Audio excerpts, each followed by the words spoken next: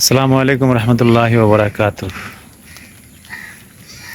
এই যে এই প্রজেক্টটা দেখতেছেন, এটা হচ্ছে আওয়ামী লীগের আমলে একজন মন্ত্রীর হামিদ বিপু, যিনি বিদ্যুৎ ও জ্বালানি প্রতিমন্ত্রী ছিলেন। এটা হচ্ছে ঠিক বুড়িগঙ্গা নদীর তীরে অবস্থিত। এখন এটা পরিত্যক্ত অবস্থায় পড়ে আছে। ঠিক এই পাশটা যদি দেখা, এই যে এটা হলো পানগাঁও, আর এলো বুড়িগঙ্গা নদী, আর এদিকে হচ্ছে একটা স্কুল, দোলেশ্বরী স্কুল। এটা দোলেশ্বরী বলা হয়। তো এই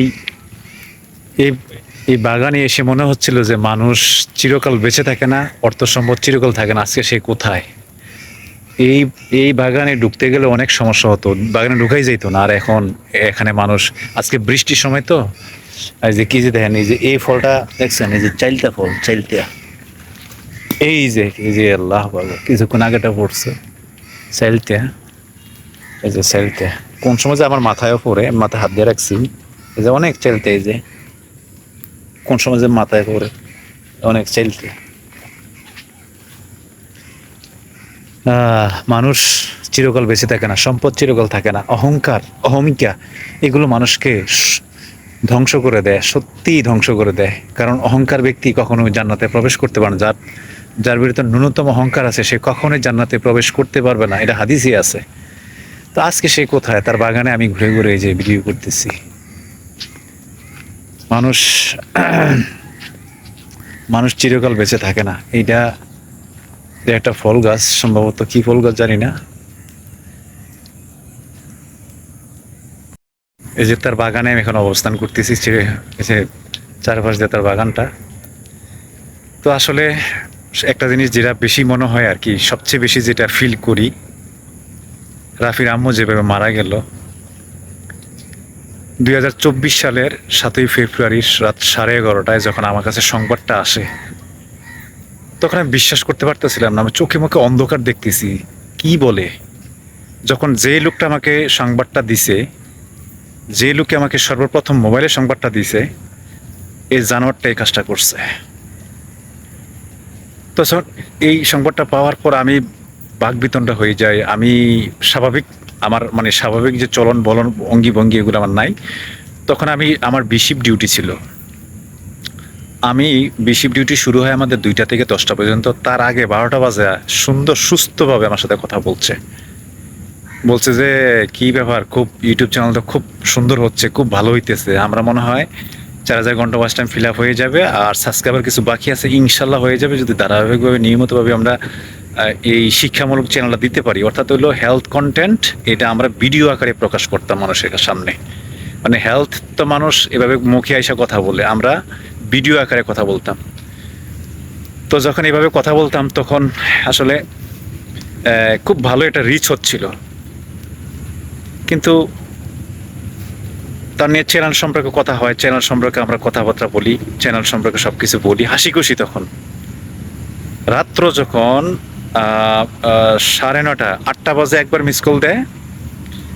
আর আমাদের কিন্তু অনেক সময় টাচ মোবাইল নিতে পারি, বা অনেক সময় তো এটা অন্যরকম একটা তখন এই বাটন সেটের ভিতরে তখন আমার আর ছিল না, ব্যালেন্স ছিল না। আমি যে এটাকে পুনরায় রিপ্লাই করবো, ব্যালেন্স ছিল না। আবার 9টা বাজে আমাকে আরেকবার রিং দেয়। তখন আমি ভাবলাম যে হয়তো কোনো কারণে, তখন আমি রিপ্লাই করতে পারিনি। 10টার পরে, 10টা যখন বেজে যায়, তখন রুমে যায়, আমার শরীর ক্লান্ত লাগতেছে, আমি শুয়ে শুয়ে ফেসবুক দেখতেছি। তখন ভাবি যে ফোনটা একবার দিব, ফোনটা আর দেওয়া হয় নাই।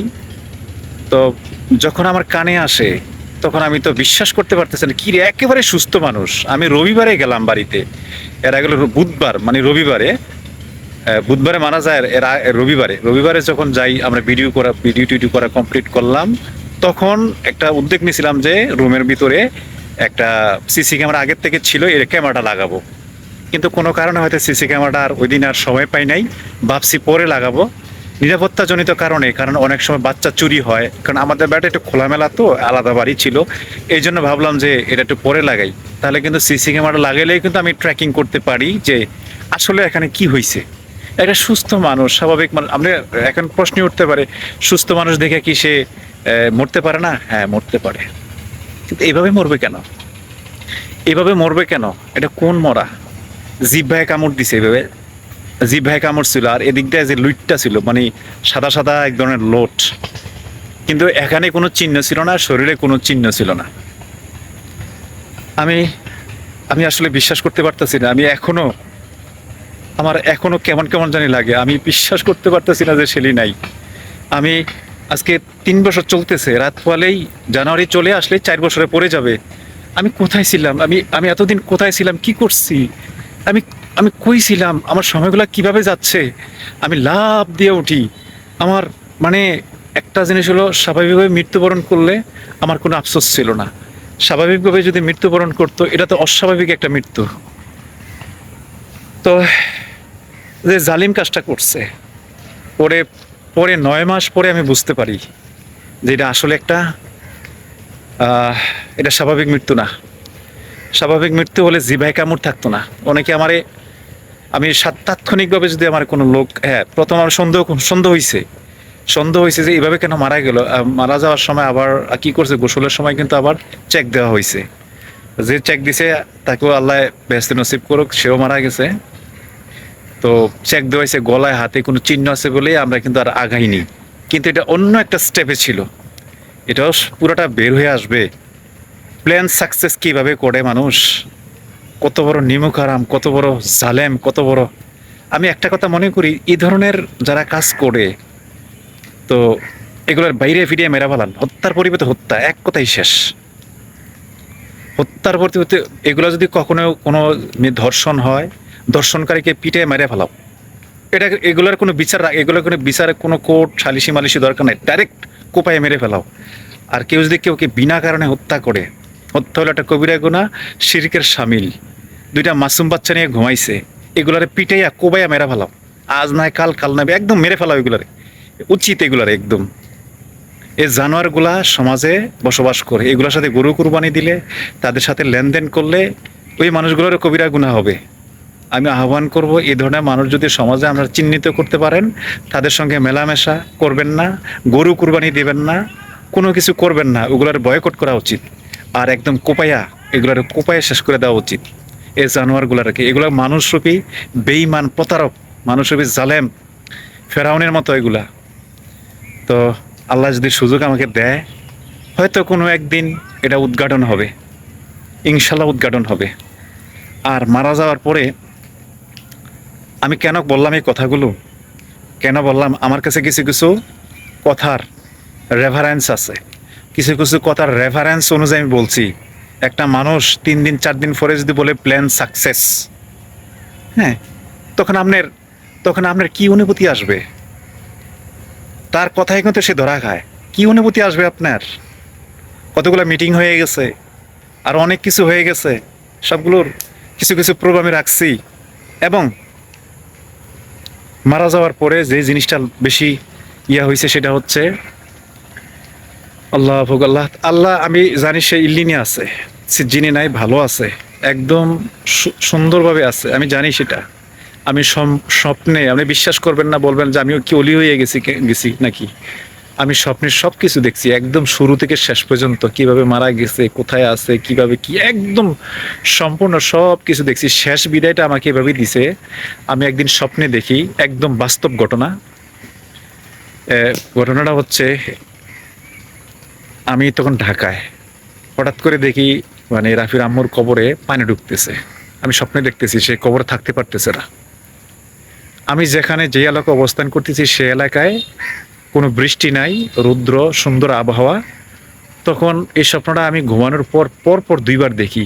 পরপর যখন 2বার দেখি, তখন আমার মনে একটু আশঙ্কা জাগলো। তখন আমার ছেলে রাফিকে আমি ফোন দিলাম যে, রাফি, আমাদের কুমিল্লা জেলা দেবিদ্বার থানা, তো আমাদের গ্রামে কি বৃষ্টি হয়েছে নাকি?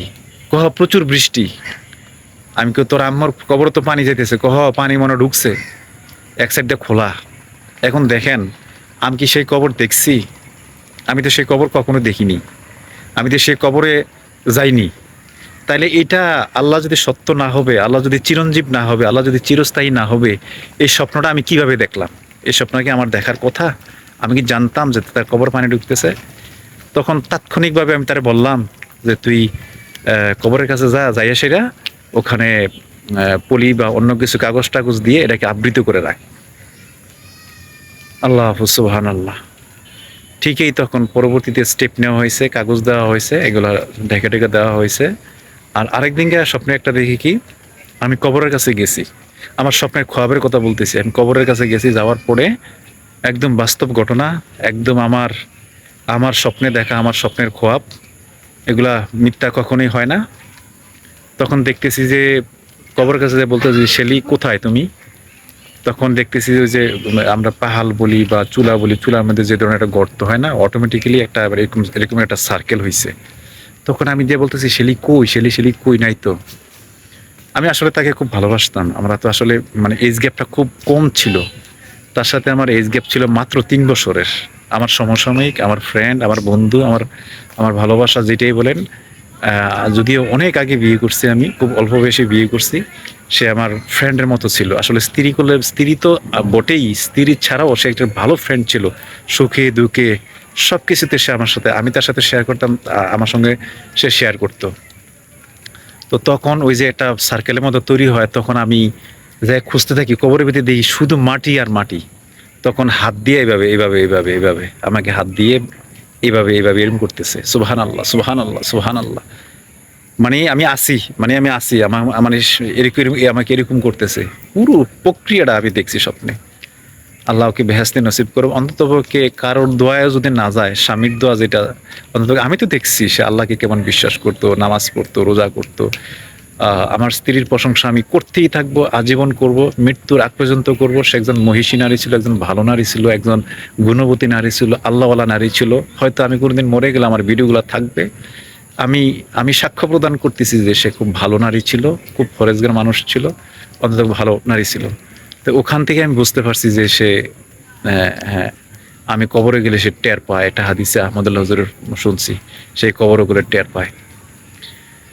আল্লাহু আকবার। এভাবেই তার আসলে, আর মৃত্যুর পরে যেটা হচ্ছে যে পরে যেটা লক্ষণ করা গেছে, লাশটার সাথে সাথে খুব ফুলে যাচ্ছিল, এবং তার ঘাড় থেকে পিঠের একটা অংশ এক সাইড কালো কালো কালো ভাব, মানে কালো হয়ে গেছে। তো এভাবে স্বাভাবিক মৃত্যু হলে তো কালো হওয়ার কথা না, একবার ফুলে যাবে, ফুলে গেছে একেবারে, মরার সঙ্গে সঙ্গে ফুলে গেছে, মানে গাল মুখ ভার হয়ে ফুলে গেছে। আমি আসলে, মানুষ আমাকে মনে করে যে আমি স্বাভাবিকভাবে আছি, আমি চলাফেরা করতেছি, আমার মনে জানে, আমার মনে জানে যে আমি কিভাবে আছি, আমি কি স্বাভাবিক আছি, আমি আসলে অস্বাভাবিকভাবে আছি। মানুষ দেখতেছে আমি সুস্থ কথা বলতেছি, আমি স্বাভাবিক নেই, আমার হার্টে প্রবলেম হয়ে গেছে। তো যার কারণে আমার প্রত্যেক দিন আমি তার জন্য, যার কারণে আজকে আমার সংসারটা ধ্বংস হয়েছে, আল্লাহ যেন দুনিয়ার জমিনে তাকেও সেইভাবেই বিদায় করে, দুনিয়ার জীবনে তার এই যে এই শাস্তিরা যেন দুনিয়ার মানুষ দেখতে পায়। আমার এলাকাবাসী তো মোটামুটি অনেকেই জানে। আল্লাহ যেন তার বিচার, আমি তার নামটা প্রকাশ করতেছি না, নামটা প্রকাশ করতেছি না, কিন্তু আমি যে, যারা আমার সাবস্ক্রাইবার তারা কিন্তু ঠিকই বুঝতে পারতেছে, এই জাহেল, এই আবু জাহেল এমন বাজে দুনিয়াতে যেন আল্লাহ তাকে বিদায় করে, জানে তার জায়নামাজা না হয়। আর আমার আমার একটা একটা আবদার থাকবো, আমার ছেলে মেয়ে, এই লোক মারা গেলে আমার ছেলে মেয়ে যারা আছে, আমি সহ, তার জায়নামাজায় আমরা শরিক হব না, আমরা তার জায়নামাজায় শরিক হব না। যদি সে, মৃত্যুর কথা তো বলা যায় না, আগে পরে তো বলা যায় না। আল্লাহ ইলমে গায়েব, আল্লাহ সব সব জানেন, জন্ম মৃত্যু বিয়ে সব কিছু, আল্লাহ সব কিছু লৌহে মাহফুজে মহিমান্বিত কিতাবের মধ্যে আল্লাহ সব কিছু লিখে রাখছেন। আল্লাহ ভালো জানেন কে কতদিন বাঁচবেন, কে কতদিন কে কতদিন থাকবেন।